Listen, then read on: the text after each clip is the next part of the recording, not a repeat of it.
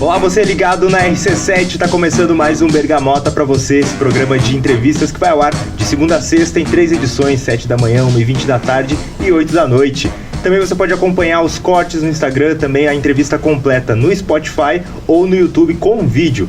Então a gente fica por aqui sempre com uma entrevista bacana com alguém que trabalha muito na cidade, que representa muitas pessoas, que é o caso de hoje. A gente está conversando com a Luana de Moraes Ortiz. Não, eu inverti, né? Luana Ortiz de Moraes. Ela é presidente do Centro Acadêmico de Jornalismo e também hoje faz parte da comunicação da Uniplac, que está aqui para bater um papo com a gente, falando um pouco do curso, falando um pouco das representações com os alunos. Como é que tá, Luana? Tudo bem? Tudo bem, Fabrício. Olá, pessoal. É uma honra estar aqui.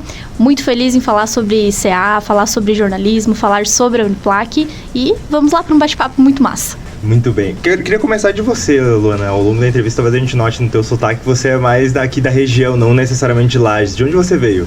Eu sou de Campos Novos. Ele é um meio oeste catarinense. Então lá o pessoal fala com esse E um pouquinho mais puxado. É leite, quente, enfim. Bem característico. Bem característico. Curi. Exato. Aqui em Lages a galera já fala mais com o I, né? Leite, quente, totalmente diferente. O que te trouxe aqui pra Lages, Luana? Você lembra como é que foi a tua vinda pra Lages? Foi o jornalismo.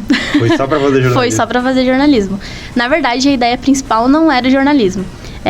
Eu vim para trabalhar e vim para estudar. Aí, no decorrer das idas e vindas, eu decidi escolher o jornalismo me escolheu e tô gostando muito dessa área que eu escolhi. A gente hoje tem uma representação de centro acadêmico. Eu quero, ao longo desse Bergamota, também trazer outros presidentes de CA, não só da Uniplac, mas também do CAV, porque eu acho muito bacana como existe muito dessa veia, tanto de empreender quanto de capitanear pessoas para eventualmente levantar uma ideia, um projeto, conversar, discutir, evoluir a profissão como um todo, mesmo antes da formação em si. Sim.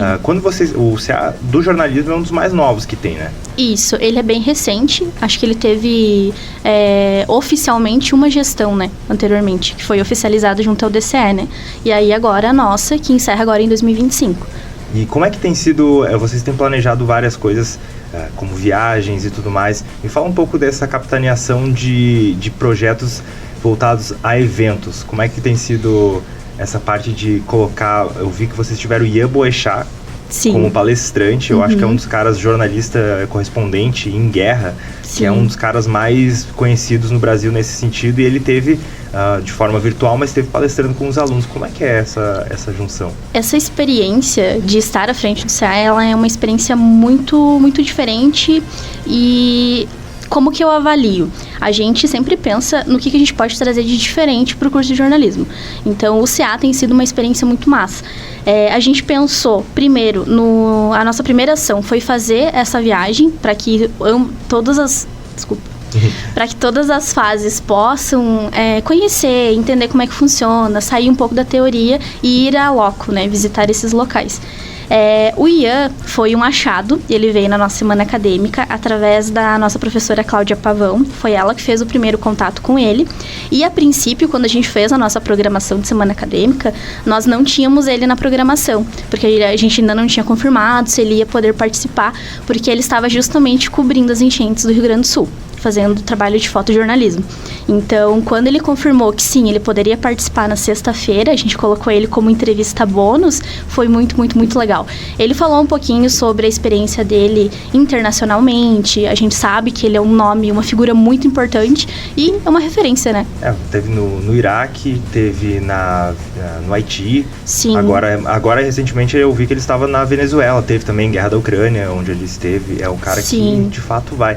E é muito importante isso, dos alunos terem contato com tamanhos profissionais, né? Aqui na região a gente já tem bons profissionais, mas também ter esses que têm uma notoriedade nacional pra gente é muito bom. Sim. Me fala também essa questão, Luana, de como é a ajuda entre professores, pessoas já formadas, essa sinergia entre os alunos que estão se organizando para conhecer mais da área e esses profissionais que já estão em atividade. Não só os professores que estão lá na Uniplac, mas também, como a gente citou, o Ian, mas outros profissionais que não necessariamente trabalham lá, mas são parceiros.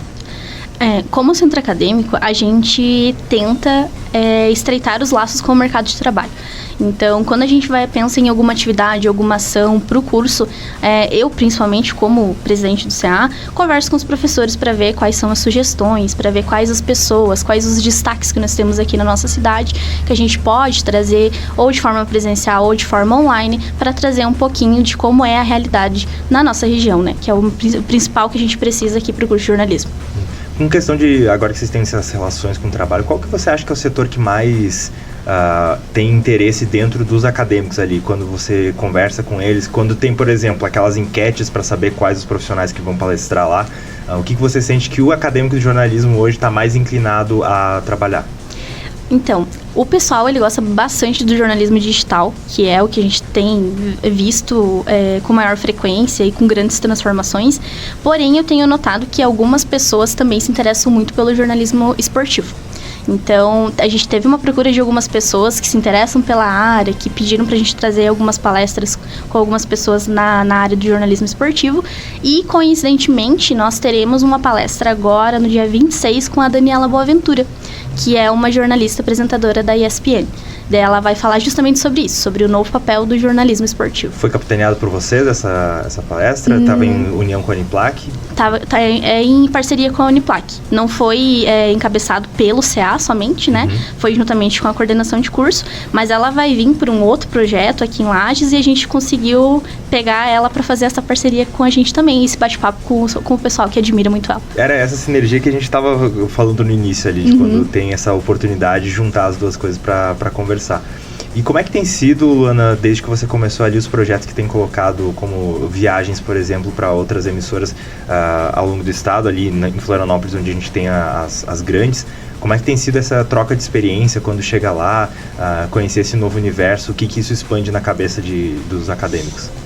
Essa primeira viagem que a gente fez o ano passado, em dezembro, foi muito legal, porque a gente pôde perceber que os alunos ali, principalmente primeira fase, segunda fase, porque a gente fez uma viagem para o curso todo, né? Então isso ainda não tinha acontecido. Algumas pessoas tinham ido com determinadas turmas, mas com o curso todo foi a primeira vez.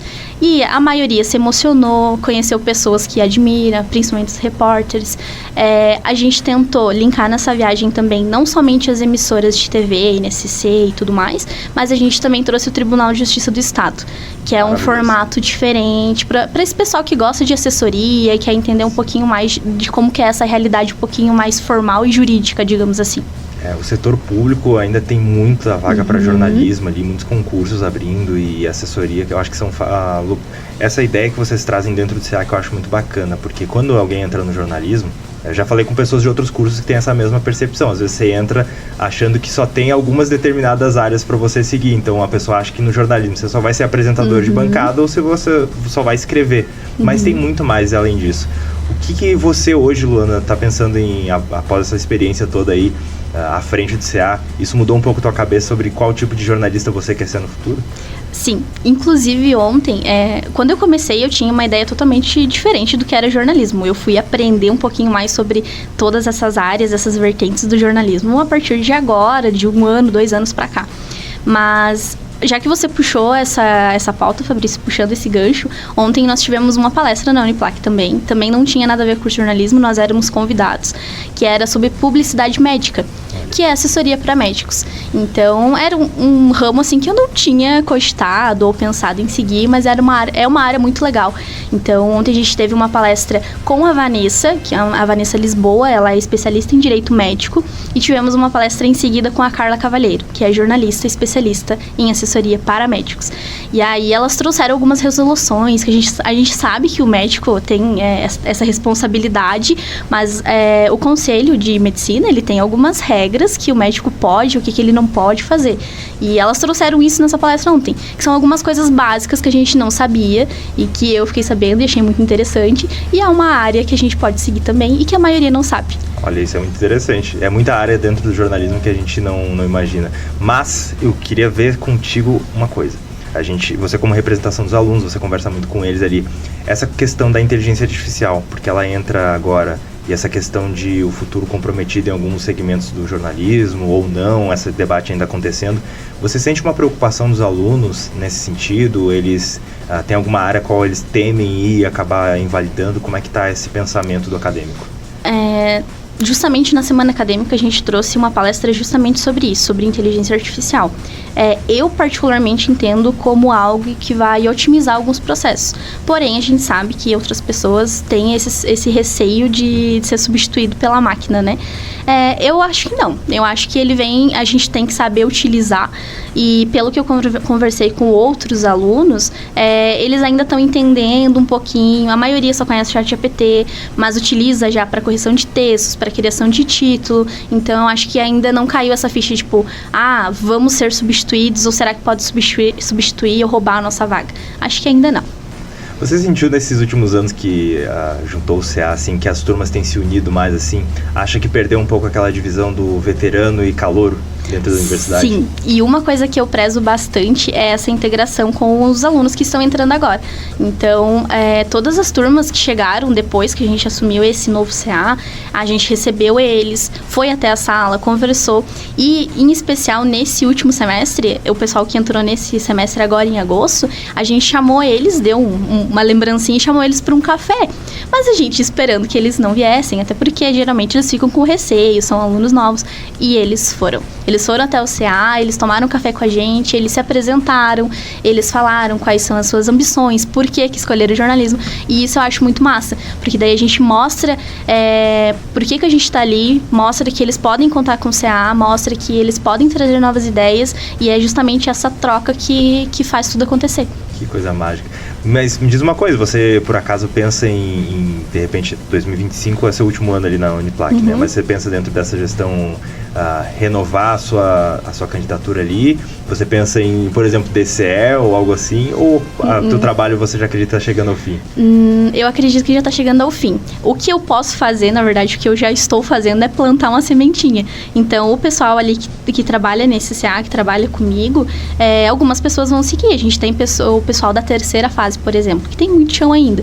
Então, esse pessoal que trabalha junto, que pega junto, que quer o melhor percurso, eu sento com essa pessoa, eu converso, eu falo, ano que vem não vou estar aqui, mas pode contar comigo para o que você precisar.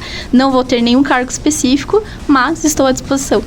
E continua na Uniplac, né? Porque você faz Sim. parte da parte de comunicação ali dentro hoje. O que você vê da comunicação da Uniplac hoje, assim, que você mais sente orgulho de ver que está fluindo nessa questão? Justamente, você dentro do jornalismo tem o CA onde você faz isso, mas com os demais cursos ali dentro da área de comunicação, dentro da área de que você está atuando hoje? Na Uniplac, falando em comunicação, o que eu mais admiro é esse contato que a gente tem com o aluno. Porque agora, trocando de assunto, falando sobre essa conversa, esse contato que a gente tem com os acadêmicos, eles nos procuram, né, no núcleo de relacionamento de extensão, que é onde eu ainda trabalho, eu fico por ali, para tirar dúvida. Então, às vezes a gente brinca lá com as meninas que a gente atua também como psicóloga. Porque às vezes o pessoal, ele tem uma dúvida. Mas não é só uma dúvida. Às vezes ele vai lá já pensando em desistir porque aconteceu algum problema. Mas a gente pega, peraí, por que você quer desistir? Esse problema não tem solução, realmente? Então, não vai além da comunicação tradicional que a gente conhece, que é vender curso, que é chamar aluno. É esse contato que a gente tem de fazer o aluno ficar e correr atrás do sonho dele. E tá confortável ali, tá amparado, né, de certa forma. Existem vários projetos ali dentro que eu acho sensacionais, que é justamente nesse sentido, de acolhimento ao aluno que pode estar, de repente, passando por algo estressante, um TCC até, que é um momento mais conturbado ali. E que bom que a Uniplac tem esse olhar mais humano ali. E o que você pensa em adquirir ali a mais? Tem algum plano que você gostaria de colocar em execução ainda no CA ou na Uniplac? No CA eu quero repetir algumas coisas que a gente já fez no ano passado que deram muito certo, que seria a viagem e tudo mais, trazer essa experiência pra galera que tá entrando agora, mas não só isso, a gente brinca que a gente elevou um pouquinho o patamar quando a gente fala de entrevista, de pessoas, de referências que a gente traz pros alunos. Então, o que eu quero é manter essa linha. Então, vamos trazer pessoas legais, pessoas que são referência em algo, tanto aqui na nossa região, ou quanto no mundo inteiro, né, que foi a questão do IAN, para que eles possam, nem que seja um pouquinho, nem que seja uma hora, trazer um pouquinho do jornalismo para esses alunos. Tem um convidado dos sonhos, alguém que você admira muito, que você gostaria de ouvir uma palestra? Eu gosto muito de podcast, né? Então, eu gosto muito do Chico Felitti. Ah, maravilhoso. Mas, não sei, sabe? A gente teve a oportunidade de conversar no Uniplac, quando eu estive lá na parte de eventos do CA. A gente trouxe a Beatriz Trevisan, que foi produtora em 2 podcasts dele. Na época, só tinha a Mulher da Casa Abandonada. E, nossa, foi incrível.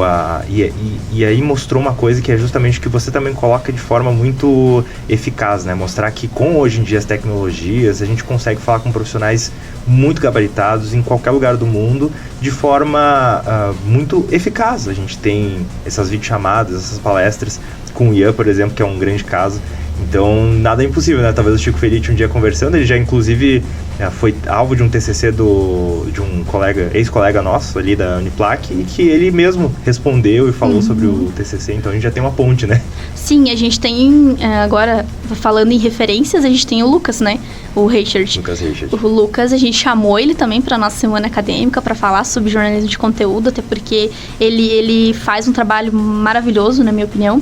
E ele menciona o Chico. Ele fala sobre como que ele capta as imagens, como que ele faz os sons, como que ele trabalha, quais são as referências dele. Inclusive, ele faz toda essa análise, todo esse estudo de caso sobre o Chico, e é muito legal de acompanhar. Cara, que bom. Bom saber que a gente tem pessoas... A gente citou 2 exemplos aqui, um nacional que a gente gosta muito e um que é local e que nos orgulha muito. Luana, obrigado por esse papo, obrigado pelo trabalho que você tem feito ali no CA e também na Uniplac. Toda sorte na sua jornada, que a gente se encontre outras vezes, né, como colegas. Sim. E a gente fica por aqui em mais um Bergamota. Muito obrigado. Eu que agradeço e até a próxima. Muito bem, muito obrigado para você que acompanhou mais esse episódio do Bergamota. Até a próxima e tchau, tchau.